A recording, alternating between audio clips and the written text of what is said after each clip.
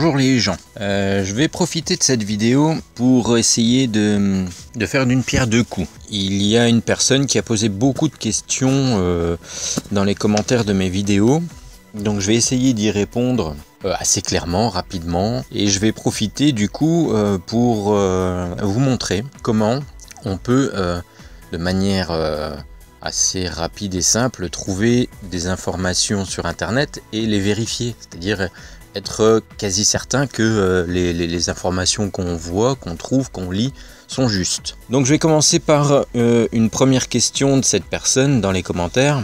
Étant donné la profondeur des océans et puisque l'eau se courbe à la surface, à vitesse égale, un sous-marin devrait atteindre le point B beaucoup plus vite que le bateau, car il prend la corde alors que l'autre passe par la périphérie, c'est-à-dire la surface.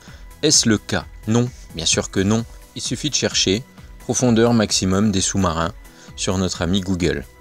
On va trouver plusieurs pages, on va regarder les différentes informations qu'on trouve et on va pouvoir sortir une information qui va nous sembler la plus réaliste possible, qui est qu'un sous-marin ne descend pas en dessous de 400 mètres de profondeur. Alors, du coup, on se dit quoi? 400 mètres de profondeur par rapport au rayon de la Terre qui est de 6371 km, ça représente 0,006% du rayon terrestre. Du coup, même s'il fait un parcours de 10 000 km, il ne fera pas la corde parce que c'est pas assez profond. C'est-à-dire que la distance qu'il va parcourir sera quasiment la même que celle d'un bateau à la surface. Donc, non, le parcours d'un sous-marin par rapport à un bateau, ça ne pourra pas prouver que la Terre est sphérique ou plate. Deuxième question. Que fait une boule d'eau que je lâcherai dans l'espace? Car on connaît son comportement dans l'ISS, sous pression, mais que ferait-elle si on ouvrait la porte pour la faire sortir dans le vide? Alors j'ai cherché des informations concernant l'eau, puisque c'est l'eau qui est en question. Donc on cherche les caractéristiques de l'eau, un sujet intéressant sur l'eau qui est son ébullition. Si on pose la question à des gens, spontanément, ils vont penser que l'eau bout à 100 degrés en toutes circonstances. Pourtant, cette donnée se vérifie uniquement sous une condition très particulière de pression. En l'occurrence, sous une pression d'1 bar. Donc l'eau, comme tous les corps purs, est soit liquide, soit gazeuse, soit solide, selon les conditions de température. Mais il faut savoir que la pression joue aussi dans ces conditions. Donc le couple pression-température détermine les changements d'état de l'eau qui peuvent être calculés grâce à la formule de Clapeyron. Donc on a un graphique avec les différentes courbes qui nous montrent l'état de l'eau en fonction de ces deux conditions température-pression.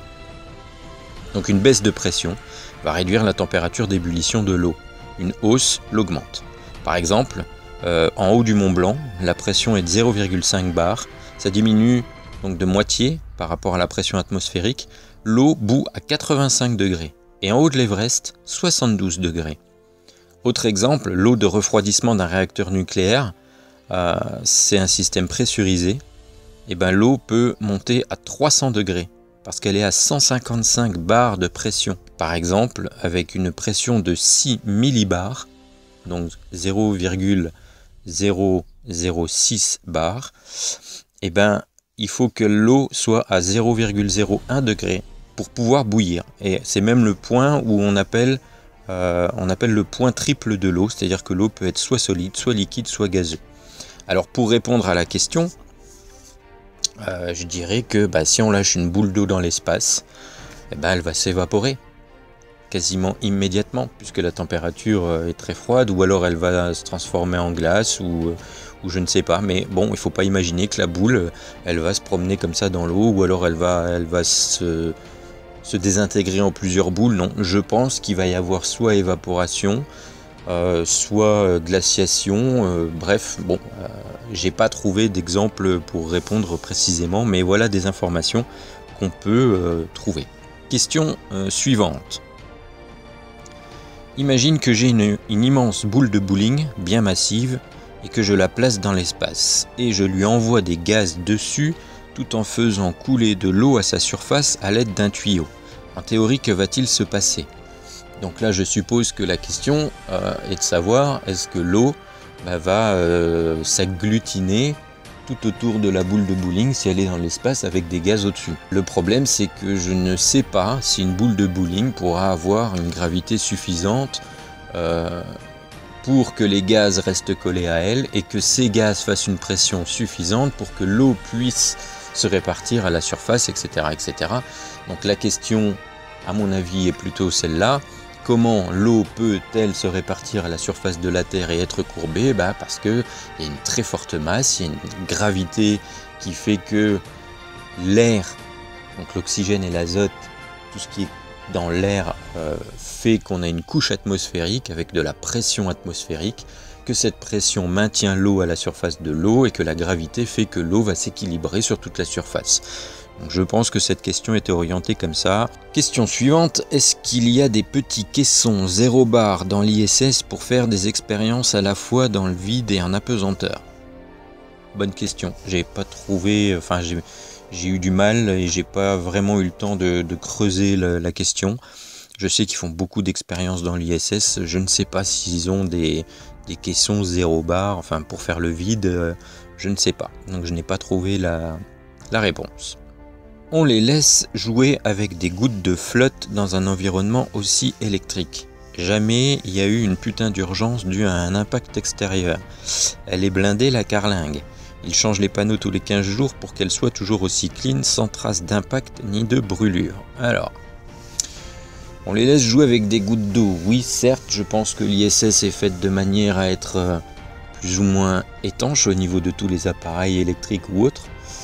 D'autre part, il y a des systèmes d'aspiration qui font que les gaz ou les bulles vont être aspirés et donc vont disparaître. Elles ne seront plus là et vont pas pouvoir s'infiltrer dans les appareils peut-être sensibles. Et encore, je ne sais pas s'il y en a. Je pense, comme je vous dis, que tout est vraiment étanche et équipé pour. Est-ce qu'il y a eu des urgences suite à des impacts? Alors, des impacts, il y en a eu. Effectivement, l'ISS est quand même fabriqué de telle manière à pouvoir résister à ce genre d'impact. Alors, il y a eu un impact qui est très visible sur un des verres, un des carreaux de la cupola. Donc les verres de la cupola sont quand même... il y a 7 épaisseurs de verre. Enfin, il y a 7 verres différents. Donc il y a 7 épaisseurs de verre. J'ai pas trouvé combien de verres avaient fissuré. Mais avant qu'un impact puisse casser les 7 épaisseurs de verre, je pense qu'il faudrait déjà un gros impact, un gros débris. Donc est-ce qu'elle est blindée? Oui, bien sûr, à l'extérieur, il y a des couches de protection suivant les endroits, parce que bien sûr, il y a des endroits plus exposés que d'autres au débris.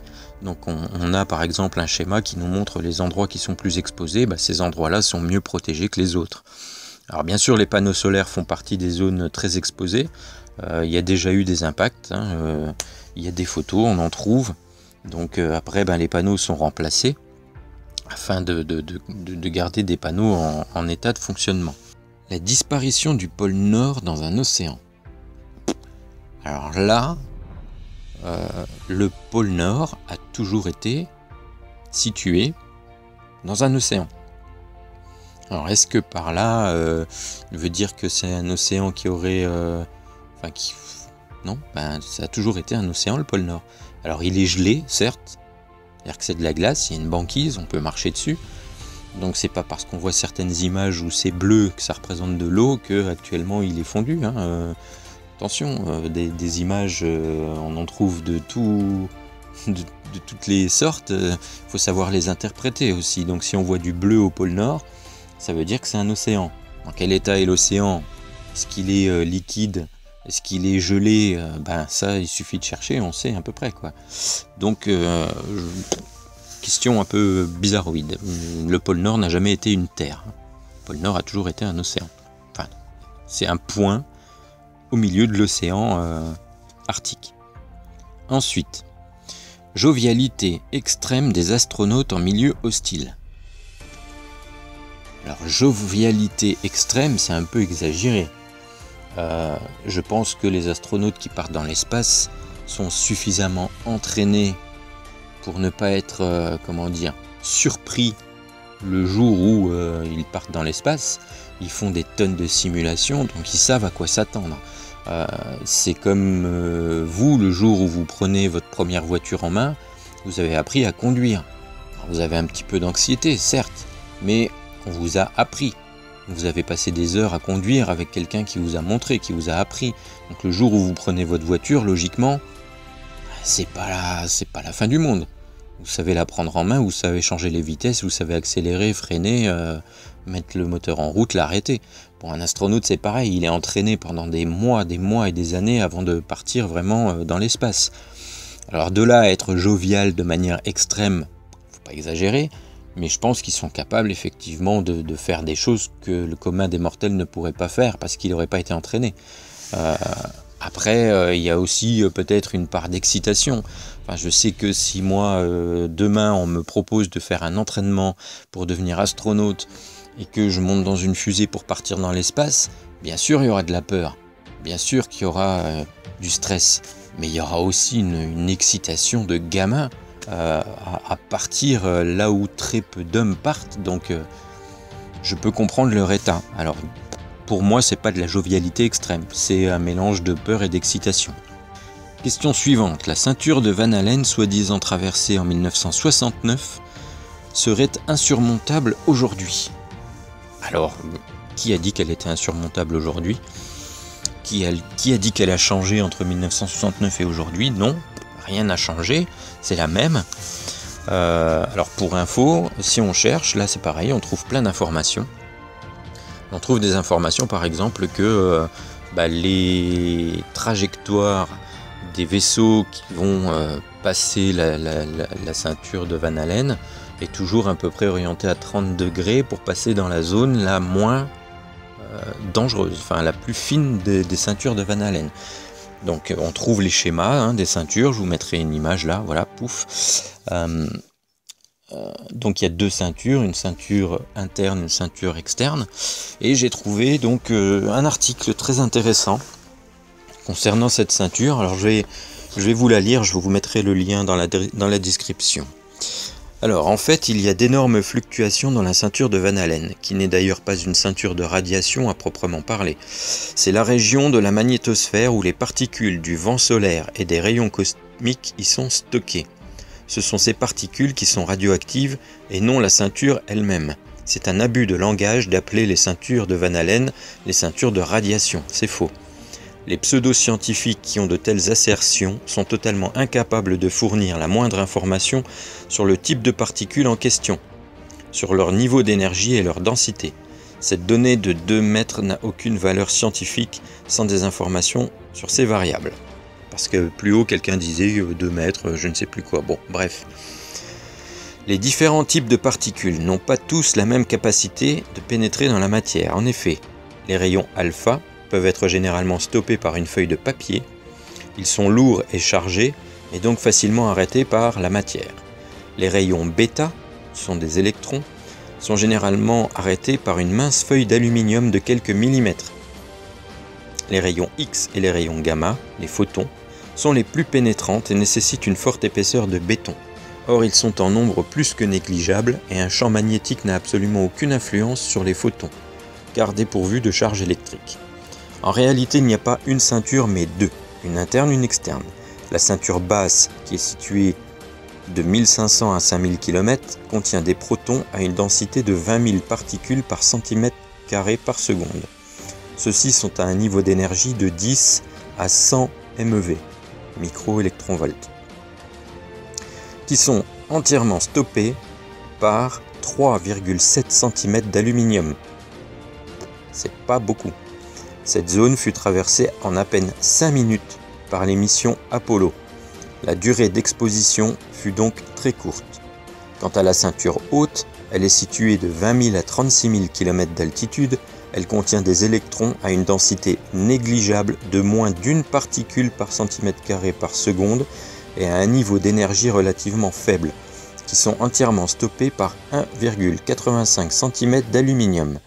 Les 2 ceintures furent traversées en seulement 1 heure et demie.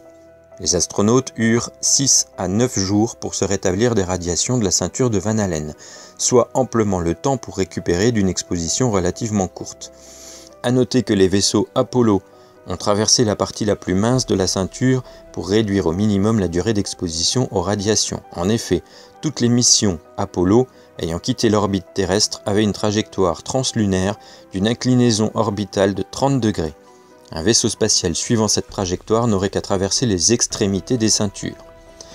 La NASA estime qu'une protection de 2 cm, sans mentionner la nature exacte de la protection, serait suffisante pour protéger les astronautes contre les radiations périodiques, mais qu'il faudrait en revanche une protection de 20 cm pour se prémunir d'une éruption solaire intense. On est donc très loin des 2 mètres de plomb mentionnés par les partisans du complot. Donc c'est pas forcément vous, mais c'est quelqu'un d'autre, c'est une réponse à un article que j'ai trouvé. En fait, ces 2 mètres est probablement vrai pour les rayonnements les plus intenses en dehors du rayonnement normal de la ceinture de Van Allen. En effet, il existe des rayons cosmiques à un niveau d'énergie extrêmement élevé, on parle de 10 puissance 20 électronvolts, mais ils sont en quantité plus qu'infinitésimale, au point tel que les astrophysiciens en arrachent pour les détecter à des fins d'études scientifiques. Ces particules viennent hors du système solaire, ou plutôt d'autres galaxies. Donc lors des missions de la mission Apollo 14, où l'exposition aux radiations fut la plus intense, on estime que les astronautes ont subi une dose de 28,5 millisv, je ne sais plus le nom, donc c'est 2,85 rem. En effet, chaque astronaute portait un appareil pour mesurer le niveau de radiation absorbée, c'est-à-dire un dosimètre. Les doses de radiation accumulées par les astronautes étaient régulièrement reportées à Houston. La dose maximale recommandée pour les travailleurs du nucléaire par les autorités américaines est de 5 rem annuellement, c'est-à-dire pour 1 an, et 10 rem pour 5 ans, alors que la dose normale n'est que de 2,4 millisv par an.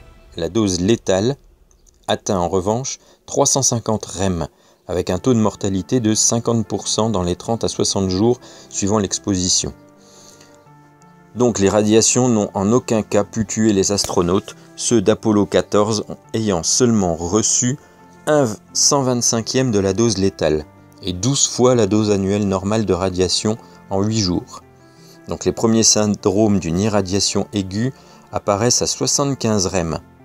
Et pour une dose de 100 rem, on estime en général que le risque de développer un cancer dans les 30 ans est de moins de 2%. Voilà, donc vous voyez que les astronautes ont été irradiés de manière très faible. Donc pas d'inquiétude pour la ceinture de Van Allen. Peux-tu me donner une expérience qui prouve, même au niveau des particules, qu'un champ gravitationnel s'opère sur les objets en rapport avec leur masse? Alors, en rapport avec leur masse, si on prend la formule de la gravité, F égale grand G M1 M2 divisé par la distance au carré, la masse, les 2 masses sont celles des 2 éléments qui s'attirent. Donc la question, par la formule de la gravité, oui, la masse rentre en jeu. Après, faut pas oublier que cette force est une accélération. Et qu'il a été prouvé que si on lâche 2 objets de même forme, mais ayant des masses différentes, ils tomberont à la même vitesse. Question suivante. Si je pose une boule de bowling dans le vide, avec des grains de sable autour, les grains de sable ne seront pas attirés vers la boule de bowling. Alors dans le vide, sur Terre, non, puisqu'il y a la gravité. Donc les grains de sable et la boule seront attirés vers le centre de la Terre par l'effet gravitationnel. Si maintenant on met une boule de bowling dans l'espace, on la laisse flotter, et on lâche des grains de sable près d'elle, logiquement, s'ils sont dans un milieu où ils ne sont pas attirés par une autre grosse masse telle qu'une planète ou une étoile, les grains de sable devraient être attirés par la boule de bowling. Je dis devraient, parce que ça c'est pareil, on n'a jamais fait l'expérience. On n'a jamais fait l'expérience, mais on sait très bien que si on lâche un boulon depuis l'ISS quand ils sont en sortie extravéhiculaire, ce boulon va être attiré par la Terre. Donc le boulon peut être le grain de sable, la Terre la boule de bowling. Voilà, l'expérience elle est faite. Question suivante. Prouver que la Terre est ronde est simple, traverser l'Antarctique en avion. Or cette zone est militairement surveillée. Alors elle n'est pas militairement surveillée. il y a un traité qui s'appelle le traité de l'Antarctique, qui a été signé en 1959 ou 69, non 59. Alors l'objectif du traité est de s'assurer dans l'intérêt de toute l'humanité que l'Antarctique continuera à être employé exclusivement à des fins pacifiques et ne deviendra ni le théâtre ni l'enjeu de différends internationaux. Alors déjà, justement, c'est pas militairement surveillé, c'est qu'il n'y a aucune action militaire possible en Antarctique. Par contre, je précise que le tourisme en Antarctique existe, et ce depuis 1957.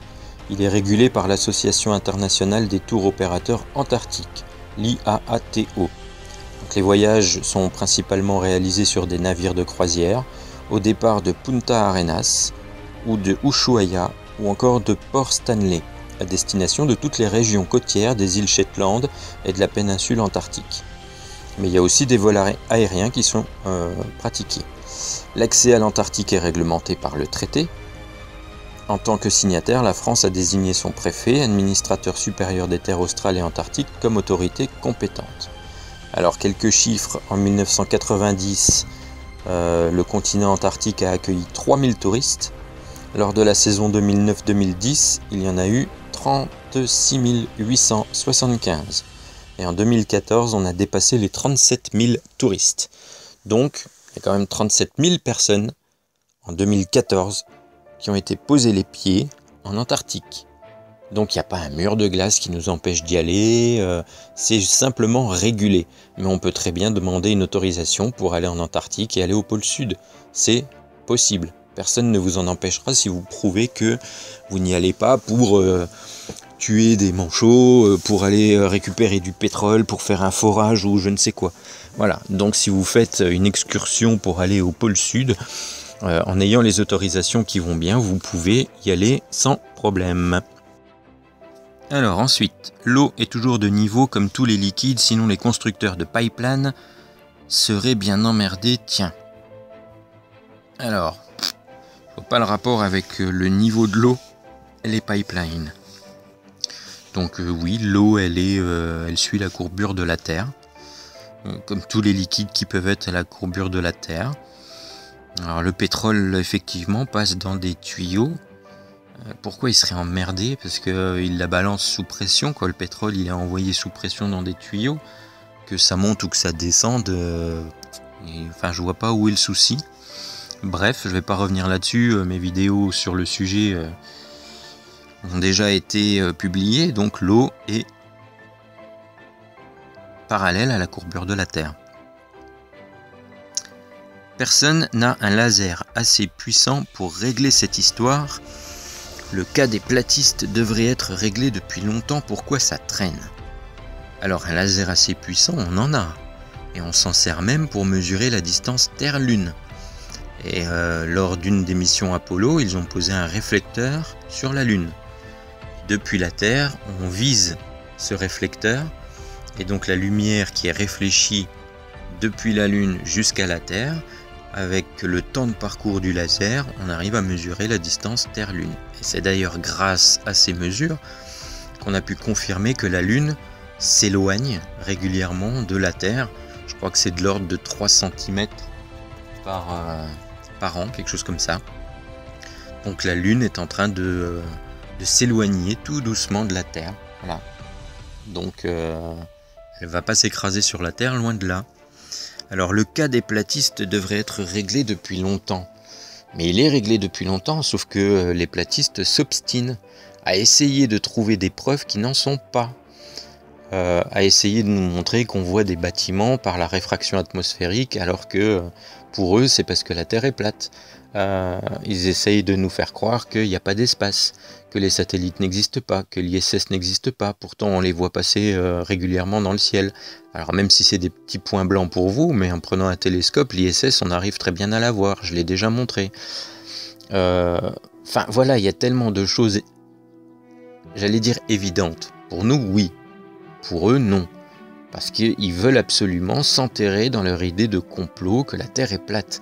Mais bon Dieu, qu'ils aillent louer un appareil un avion qui monte dans le ciel et qui monte suffisamment haut pour voir que la Terre c'est une boule. Je sais pas, qu'ils fassent quelque chose si vraiment ils veulent savoir. Si leur problème c'est de croire que la Terre est plate, qu'ils fassent le nécessaire pour aller le voir. Nous, on n'a pas à fournir de preuves que la Terre est ronde, on le sait. Ça a été fait, c'est prouvé. Par contre, prouver que la Terre est plate, ça n'a jamais été prouvé. Et vous essayez à tout prix de le prouver avec des pseudo-expériences scientifiques qui ne prouvent absolument rien, puisque derrière on arrive toujours à vous donner la raison réelle, sauf que vous ne voulez pas l'entendre. Après, c'est pas nous qui avons des œillères. Nous, on a des millions, voire des milliards de personnes qui pensent la même chose, qui sont d'accord avec les résultats des expériences. Vous êtes sur la Terre, peut-être combien ? 100 000 à essayer de prouver que la Terre est plate, et encore 100 000, je suis large. Donc non, vous n'avez aucune preuve que la Terre est plate. Aucune. En fait, vous en avez plein, mais ça n'a jamais été corroboré par des scientifiques de renom, ça n'a jamais été publié, personne n'a jamais trouvé la moindre faille dans les vraies expériences des scientifiques depuis des millénaires. Ensuite, pourquoi, s'il n'y a rien à prouver, tu te donnes autant de mal à faire des vidéos sur le sujet?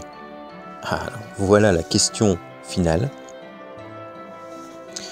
Pourquoi je me donne du mal à faire des vidéos?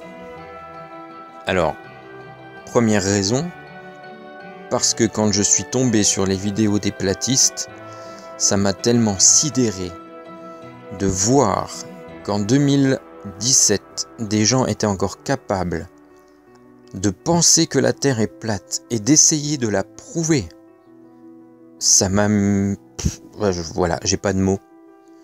Et je me suis dit, attends, s'il y a des gens capables de faire des vidéos, de les balancer sur YouTube pour dire que la Terre est plate et essayer de le prouver par des moyens les plus fallacieux possibles, les plus complotistes possibles, les plus débiles possibles pour certains, parce qu'il y en a quand même profondément non recherchés, je me suis dit pourquoi je ferais pas moi aussi des vidéos pour montrer qu'ils ont tort, parce qu'à un moment donné où il faut expliquer les choses aux gens. Quand tu croises un gamin dans la rue, que le gamin il vient te dire une bêtise plus grosse que toi, je sais pas, j'en ai pas là, j'ai pas d'exemple à vous donner. Mais s'il vient et puis qu'il te dit vous êtes moche, ou enfin je sais pas, non c'est ridicule, mais il vient et il te dit un truc qui te choque. Tu vas pas l'envoyer péter le gamin, tu vas le prendre, puis tu vas lui expliquer, tu vas lui montrer, tu vas lui dire mais non, c'est pas ça, regarde, je te montre, je t'explique. C'est comme ça qu'on apprend aux enfants, quand ils comprennent pas un truc, on leur montre. Et c'est en leur montrant, en leur expliquant qu'ils vont commencer à réfléchir et puis à trouver effectivement qu'ils avaient tort et ils vont corriger leur façon de penser. Donc moi mon but, c'est pas de me moquer. D'ailleurs vous verrez que je me moque pas des gens qui pensent que la Terre est plate. Quoique des fois c'est un peu limite, parce que c'est tellement agaçant quand on voit des énormités comme ils sont capables d'en sortir, c'est très très énervant. Mais non, le fait de faire des vidéos, c'est pour que si quelqu'un tombe sur une vidéo de platiste ou de planétarien comme ils s'appellent certains, enfin bref sur la Terre plate, ils puissent trouver à côté une vidéo qui va leur montrer, pas le contraire, mais la réalité. Leur dire voilà, ce que vous avez vu dans la vidéo de la Terre plate, c'est faux. Et je vous montre pourquoi et comment on a su que ça c'était faux. Parce que la plupart du temps, ils nous montrent des trucs, mais il n'y a pas les arguments derrière. Ils vont pas faire le nécessaire pour rechercher si c'est vrai ou faux. Ils le balancent comme ça, pouf, en disant voilà, c'est faux. La lune, c'est une lampe. Le soleil, il est pas à 150 millions de kilomètres, il est là. On sait même pas où, on n'est pas capable de vous dire, mais il est là. Mais il est pas là où les autres vous disent. Mais non, cherchez des réponses à vos questions, les gars. Si vous voulez prouver que la Terre est plate, c'est pas en faisant des vidéos sur YouTube qui font 3000 vues que vous allez convaincre les gens. Donc il faut des arguments un peu plus béton que ça. Donc moi si je fais des vidéos, c'est pour que si un jour un gamin, pas les miens parce que je les éduque pour ça, mais si un gamin tombe sur une vidéo de la Terre plate, qu'il puisse aussi trouver des vidéos où on lui dit que c'est faux, quoi. Et puis qu'il puisse faire son jugement après, puis dire tiens ouais c'est peut-être lui qui a raison plutôt que lui. Alors je dis pas que je vais réussir à contrôler tout le monde, hein, c'est pas le but. Mais au moins il y aura une source quelque part qui prouvera que faut pas croire tout le monde. Faut faire son jugement, faut chercher ses réponses, puis faut essayer de comprendre par soi-même. Alors je dis pas que les platistes sont tous des idiots, il y en a peut-être qui essayent de chercher par eux-mêmes. Mais pour l'instant il n'y en a aucun qui a réussi à trouver une réponse satisfaisante et qui a convaincu les autres, parce que même sur des questions identiques, ils n'arrivent pas à se mettre d'accord, ils ont des réponses différentes. C'est là qu'il y a un truc qui montre que ça va pas, quoi. Donc ils font juste ça pour le plaisir ou quoi? C'est juste pour se faire mousser, pour se montrer, pour dire qu'ils existent. Bon bref, moi j'y crois pas, hein. Donc voilà, pourquoi je fais des vidéos, c'est simplement pour essayer de montrer aux gens qu'il faut pas tout croire, et que s'il y en a qui disent que le verre est plein, il y en a peut-être d'autres qui disent que le verre est vide, il y en a qui voient du blanc, il y en a qui voient du noir, bon voilà. Donc faut réussir à faire son jugement, je vous laisse là-dessus. Puis je vous dis à bientôt pour des nouvelles vidéos.